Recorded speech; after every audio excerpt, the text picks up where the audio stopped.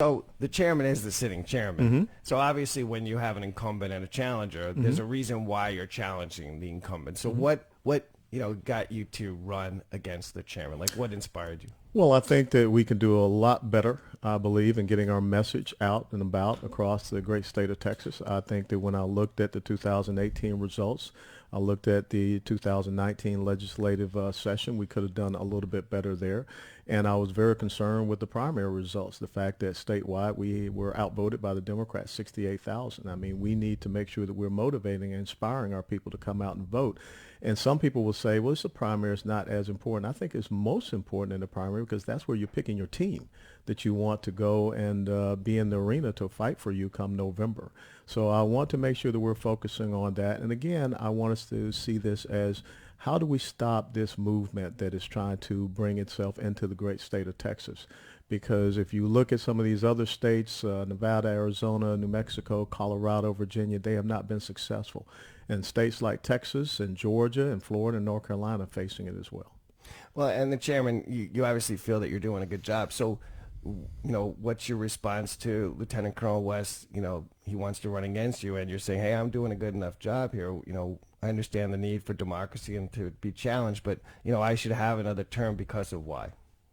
Well, as a conservative, I have no problem with competition. There are a few things the colonel said that were not true. Turnout in the primary is only a measure of excitement about the top of the ballot. It's not a measure of excitement all the way through. In fact, and the last time that we had a similar situation where the Democrats had a big fight at the top of the ballot and the Republicans did not was 2008. 2008. The Democrats turned out, that was Hillary versus Obama. Democrats turned out 700,000 voters more than they turned out this time, even though the total registered voters in Texas are up by 20%. So clearly on their side, even with a big battle, they had a drop in excitement. So if you're measuring excitement to excitement, that you need to look at a similar race. And in that race, theirs dropped by 700,000. Ours increased by 700,000. So if you're measuring, are Republicans more excited? Clearly they are, because without the battle at the top, we still had a 700,000 increase in Republicans. And also, it's not the primary election that is most important because it selects a team. It's the candidate recruiting and training that selects the team. And we did an exemplary job. In fact, we did the biggest job the Republican Party had ever done with that. And because of that, we had over double the number of candidates on our primary ballot that the Democrats had, and while simultaneously having a drop in primary fights.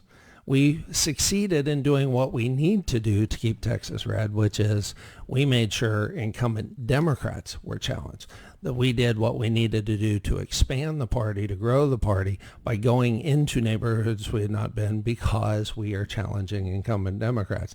And all that work doesn't happen in the middle of an election year. It happens a year and a half beforehand, and we did that. But see, I take umbrage to the fact I did not say anything that was not true. I mean, we did have 68,000 more Democrats vote against the Republicans. But you said that was a reflection of a lack of excitement. I think it was a reflection of a lack of excitement because one of the things that's either disingenuous or stop. It's not disingenuous. That is disingenuous, or it shows a lack of awareness of 2008. It was a lack of awareness as well, because I had many people that I brought that out to say I did not know what the primary is about. I had Donald Trump was unopposed, and so I did not come out. So that's where it comes back to us explaining to people what the importance of this primary is. And again, it is about us getting out there and making sure that we are showing overwhelming strength, that we're showing that we're picking a solid team that's going to go out there. And that's not telling a lie. We were outvoted by 68,000. So is it your argument that if we had outvoted them, that would predict everything was great?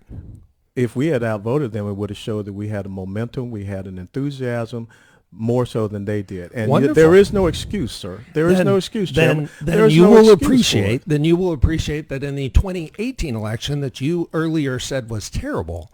In the 2018 election, we had 50% more votes in the primary. You lose 12 state house seats. You lose 2 state Senate seats. You asked me to wait. 2 U.S. congressional seats. You lose 56 judgeships. That's not success, sir. When you say a drop, you say having less primary votes. But that's not success. You say having less primary vote means a bad signal. In 2018, we had a lot more primary vote. If so you had you're read either a political, ignorant of the history or you're intentionally political misleading. argument last week, talked You are- about that. There was an article from Politico that talked about that, how the So Democrats you're believing felt Democrat talking no, points? I'm not talking about Democrat talking let- points. But those are. But You're again, quoting no, Politico. I'm not quoting Democrat talking points. You're What I'm quoting saying Politico. is, if you believe that it's not important to understand the goals and objectives and what your opposition is saying, then you're putting your head in the sand and you're exposing a very bad part of your And anatomy. I'm saying you're playing victimhood. I'm not playing by victimhood. quoting The only Democrat people- talking points. No, I'm not quoting Democrat talking points. I'm talking You about. quoted Politico. Well, I can't quote a news media outlet that is saying this is what the Texas Democrats want to do. they're Okay, saying so that's I what the should not Democrats are talk saying. about the fact that Michael Bloomberg is going to dump $8 million in the state of Texas with every town for gun safety because he wants to flip the Texas State House and he's focusing on Dallas County and Houston County. You can say he said that, but he also he's told doing that. he also told all of his employees he'd be paying them through November, and he's not. Well, I don't care about the employees. I'm talking No, about my point is them Bloomberg's doing a liar. exactly the. Mike Bloomberg So- dumped $2 million in Virginia and did the exact Yeah, he same did. thing. Now he's saying he's going to dump $8 million in the state of Texas and Dallas He's County and saying Houston. that. They're doing it. He's saying no, that. no, they're doing it.